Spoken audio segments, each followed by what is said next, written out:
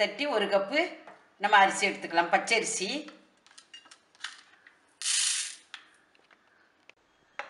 நம்ம இதுக்கு மேலே கோபுர அளவுக்கு உளுந்து சேர்த்துக்கலாம்.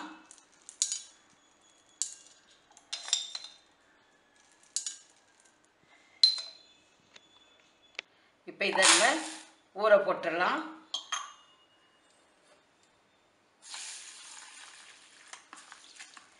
ஒரு 1 மணி நேரம் ஊறட்டும். சொல்லட்டா? இப்போ நல்லா ஊறிடுச்சு. இதை நம்ம தண்ணி இல்லாமல் ஒரு மிக்ஸி ஜாரில் போட்டு அரைச்சிக்கலாம். நான் கொஞ்சம் போட்டிருக்கிறதுனால மிக்ஸியில் அரைக்கேன். கொஞ்சம் நிறையனா நீங்கள் கிரைண்டரில் அரைச்சிக்கலாம்.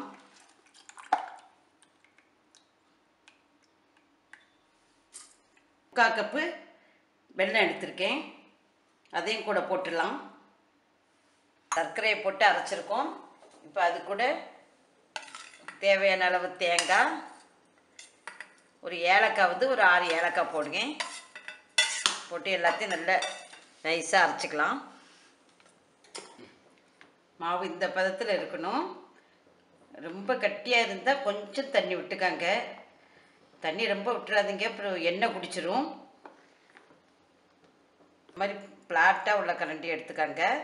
நல்லா குழிவு கரண்டிலாம் வேண்டாம். இந்த மாதிரி ஃப்ளாட்டாக உள்ள கரண்டி தான் உங்களுக்கு இந்த அப்பம் விடும்போது நல்லா வரும்.